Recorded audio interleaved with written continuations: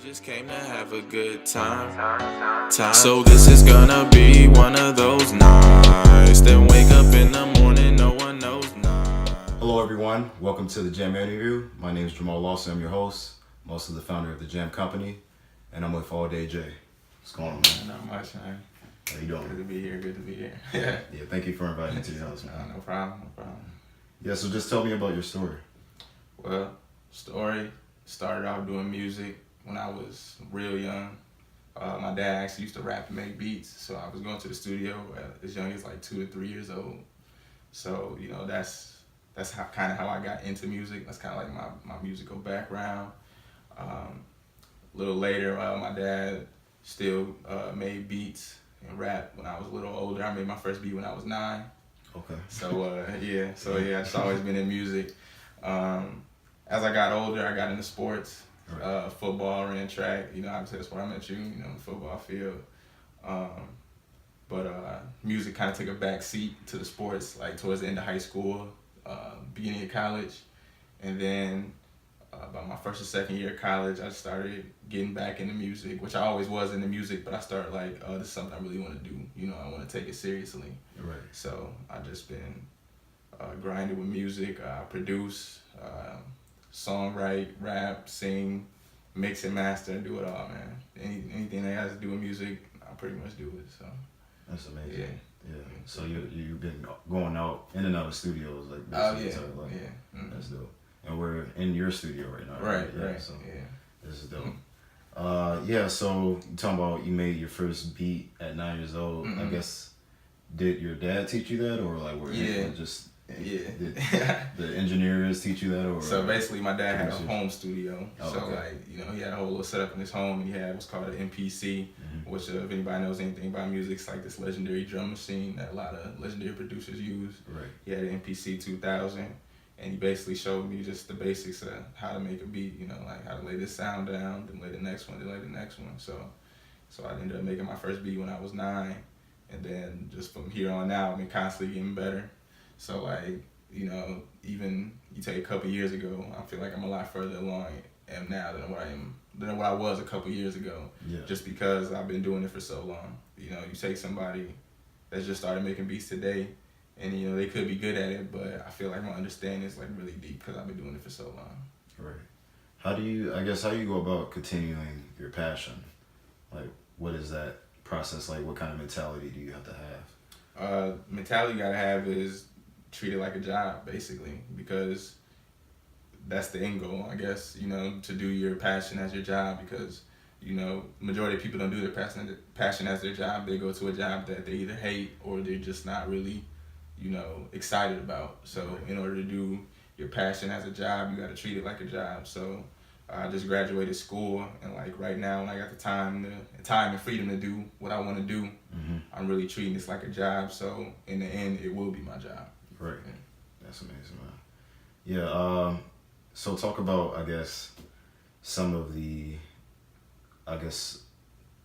accomplishments that you want to have as a rapper. Do you Mm-hmm. or do you want to produce? Mm-hmm. Do you want to produce as well? Okay. I want to do it all. Like rapping and producing is something I've always done. I just now started getting the mixing and mastering, which is just getting everything to sound up to a radio or professional level, because like you could have the best song ever. Right. If nobody's gonna mix it, it's Right. not gonna sound that good. So that's just something I got into. When I got into that out of a need to get my own stuff sounding to a certain level. Like a couple years ago, not even a couple years ago, 1 year ago, I'm making songs, I'm making beats, and they're coming out decent, but they're not coming out to the level I want them to sound like. 'Cause I got this vision in my head. Right. When I start most songs, I got this vision in my head. I want this song to sound like this. Yeah. And so I make the beat, I record the song, and do all that, and it doesn't come out quite how I want it to sound. Mm-hmm. And then I realized that most of it is just mixing and mastering. Yeah. And like you can pay somebody to do it. There's plenty. We live in the Chicago area. You can go. Yeah. Pay $65 an hour or whatever. Yeah. To get it done. But I just really wanted to learn how to do it on my own, because like no one knows how I want the song to come out, Right. except me. I got so I got just a better understanding of it. So I just kind of got into that, and like just kept working at it. And now, like, you know, I'm not like a professional engineer or nothing like that, but I'm to a level to where, you know, my stuff sounds to a quality where you can listen to it. You know, I can show you a song and be happy with how it sounds. Right. But as far as rapping and producing, that's something like that's my passion. It's something I always, you know, see myself doing long term. Okay. Yeah. How are you going about learning how to mix and master? Just experience and other people, basically. So, experience wise, just doing it as much as I can. So every song I get, whether it's my song or whether it's someone coming over here to do a song, I'm mixing and I'm trying to see, you know, how I can get better, what I can do better on this.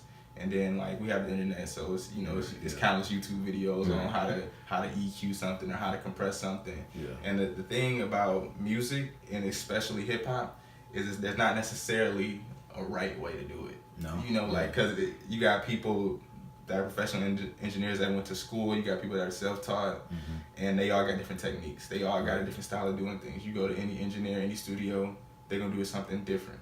So that's what I really like about it. You don't necessarily have to do it this way. You know, obviously there's guidelines like you want your 808 between this level and this level and stuff like that. But other than that, it's just experience, it's practice, it's getting to know what works for you, you know, what works best for your sound and things like that. That's awesome. When you talk about, I guess, learning those skills, what kind of characteristics that you have to have when you have a passion like this? Just drive and work ethic, and I would say resiliency. Okay. Because being resilient is so important, because things aren't always gonna go how you want them to go. Right. You know, like you might get to a point you feel like you got good music and you just feel like you're not getting anywhere, or you might begin somewhere and you put out a song and people don't really like it, or you put out a project, people don't really like it, but you gotta have that drive and that energy and just be resilient to keep doing what you do. You know, because you know it's 2017. We're talking music. There's a million artists out there. Right. A million artists, and the internet's and anybody can put things out. So it's just, you know, it's an oversaturated market. So I would say just you got to be able to stand out. That's another thing. Your own style. A lot of people sound the same nowadays. So with my beats and with my lyrics, I try to differentiate myself. You know, even if it's like towards a certain lane, you know, the song, I try to put my own spin on it. So you can hear it like, oh, that's an all day J track. You know, you can tell without a doubt. But I would just say definitely just crazy drive and work ethic. But, you know, that's anything. That's anything in this life that you want. If you want to exceed a certain level or get to a certain level, you just got to have that drive and work ethic. But with music, just resiliency is definitely important because, you know, you're going to face adversity. And it's just going to happen. You know, you talk to any artist or you read any artist's story or biography and they went through some type of adversity. Somebody told them they couldn't make it or they got booed off stage, you know. So you just got to keep that drive. Yeah. I got two things. So what makes you stand out as an artist, and then also, I guess, what has been your experience outside of being in the studio, as in terms of performing like on stage? What sets me apart as an artist? I produce most of my own music.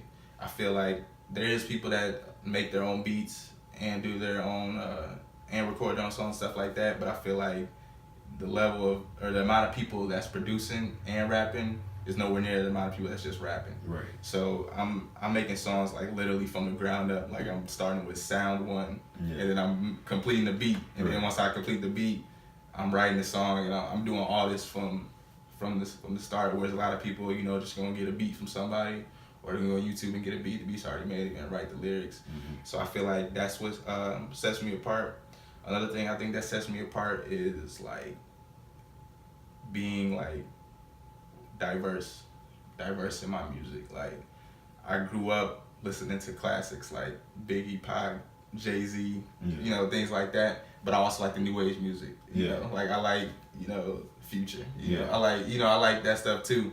And I feel like me having kind of both backgrounds to where I've heard all these classic albums, but I also got a lot of respect for the newer stuff. It shows in my music because I can do anything. You know, I can put some auto-tune on and make a good song. Yeah. I can put no effects on and just rap the whole song and it's gonna come out good, you know. Yeah. So I feel like that's what really sets me apart, my diversity. As far as shows go, I've had a few shows. AU Talent Show, a couple years, obviously. Did a fashion show a couple months ago.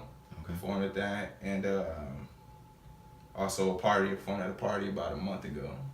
I got a few shows coming up. I got a performing at the Poetry Slam at Aurora University on the 16th, and then I also got a show next month downtown Chicago.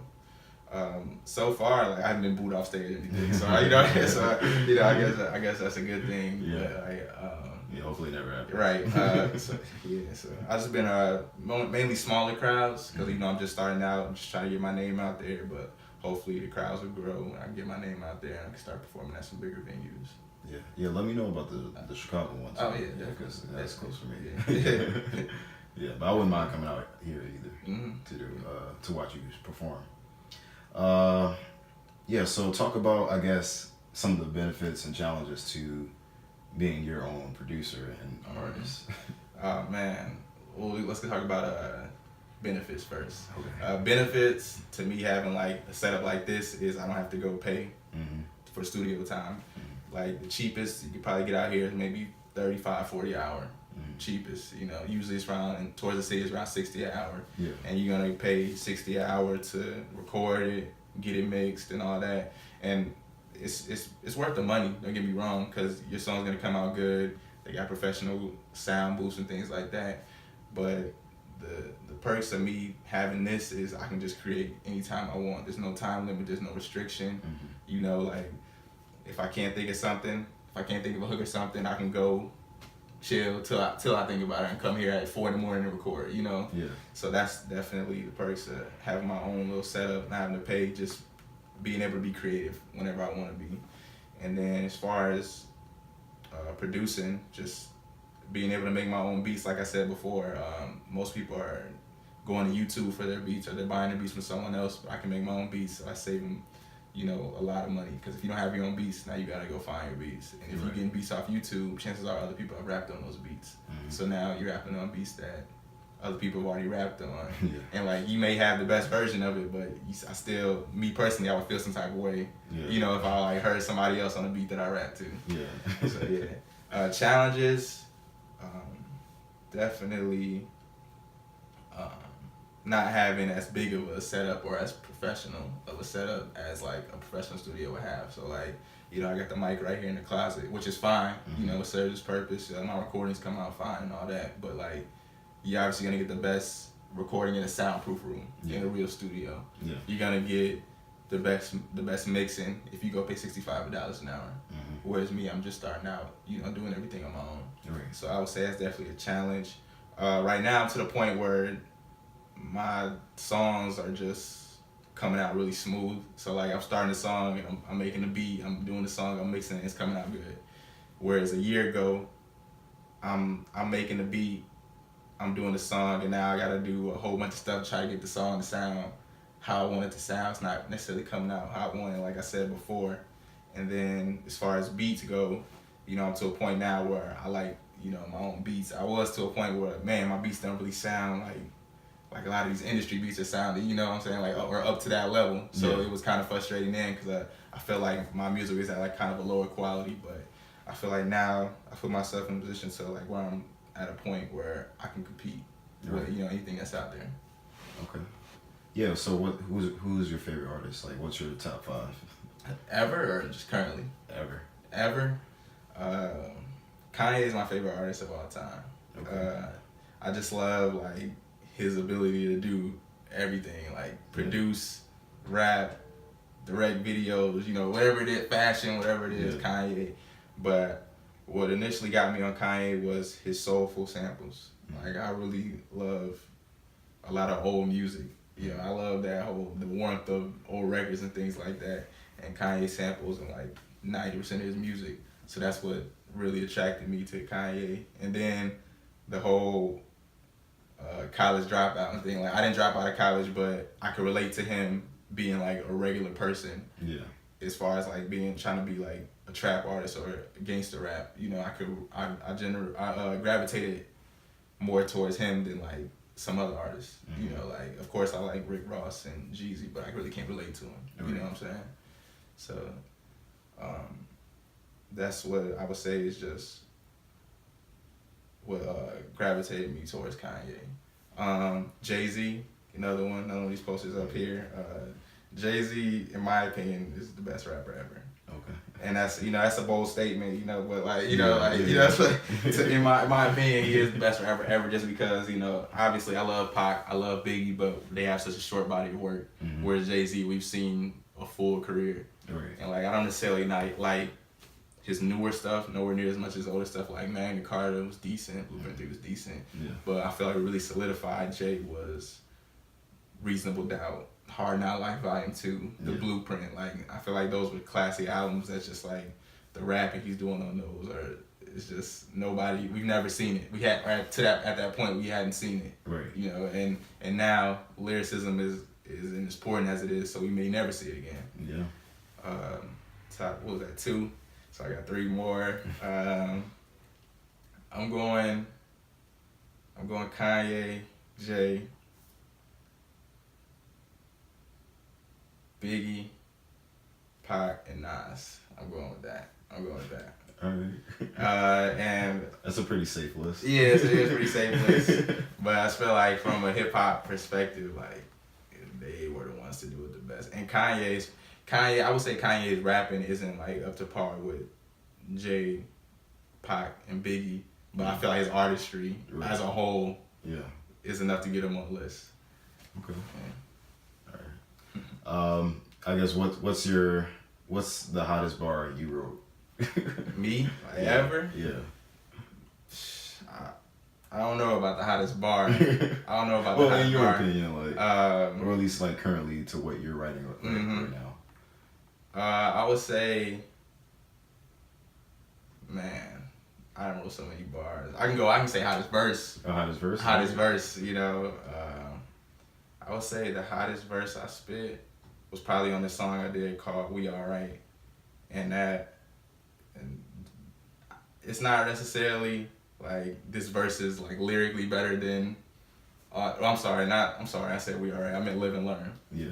Not necessarily like these bars are better than everything. It's just the way the beat goes with the lyrics. I just feel like it's my overall best verse, and it's like I kind of actually got some substance to it. Yeah. You know, like sometimes, you know, I might rap, but what am I talking about? Right. It's a good song, you know, like, but I just feel like it has some substance to it. Yeah. Live and Learn. Live and Learn is out on SoundCloud now. Definitely check it. SoundCloud.com/I'mAllDayJ.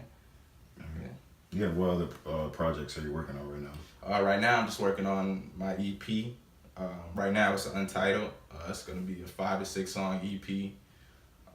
The goal mainly with this EP is just to introduce myself to the world. Cause I put out songs, but I haven't really had a solo project. So this is gonna be my first solo project.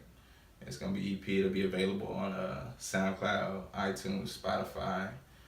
2 of the songs are out right now on SoundCloud, but the other 6 are just still being worked on. It's gonna feature J Doug. You know, he's gonna be on the track.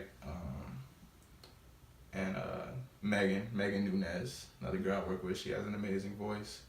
But yeah, that's just the main goal, is to introduce myself, kind of get people acquainted with who I am, you know, as an artist. So it'll be really diverse. It'll be some club bangers on there. It'll be some lyrical content on there. It'll be some girl songs on there. So you know, it'll be everything. Yeah. Okay. And what kind of advice would you give to someone that's in your shoes and that wants to aspire to do better? As an artist, or just in life? As an artist, I would just say, just remain confident in what you're doing and don't give up. Cause I would say, probably a year or 2 ago, I was to the point where I always wanted to do music. I never wanted to give up on music. Like I never, there was never a doubt in my mind that like, oh, I don't think this music is for me. But I was at a space where I felt like, how am I gonna break through, you know? Yeah. And now I have more of a clear idea of like where I want to go in my sound and what I want to do. and that wasn't always clear at first. And I feel like that's the challenge for a lot of artists, especially if they don't have their own setup like this. You know, especially if they're in a space where they're creating, but they don't necessarily have a place to create. They gotta find a place to create. I would just say, stay with it and build relationships, because that's something I'm working on right now. Just building relationships with people, because it's a small world. Like, you think, you know, you run into somebody. I run into people all the time. Like, oh, you know this person. You know this person. Oh, you do music. You know. Oh, you know, I do music too. You know. So I would just say build relationships, because that'll help you along the way with getting things like beats, studio time. You know, engineers, videos, anything that comes with music. Right. You know, I would just say relationships a big thing. All right, man. That sounds like good advice. Yeah. You got any shout-outs to close off the interview? Man, just want to give a shout out to CJG and Family Gang down in Florida. They doing big things, producing, rapping, all that. Shout out to my guy ULT Asante. He makes some beats for me, you know, other than the beats I do for myself. He's like the only other person I go to for beats. He's an amazing producer. J Doug, obviously, doing his thing, rapping. Looking forward to his new tape. But other than that, that's about it. I say just be on the lookout. Follow me on everything: Instagram, Twitter, Facebook, Snapchat, SoundCloud at I'm All Day J. Yeah, man. Thanks for letting me come through. No problem, man. Anytime. I appreciate it. And tune in for the next interview. Thank you. I've been on the upside now, but I feel a stranger than the upside down. I've been on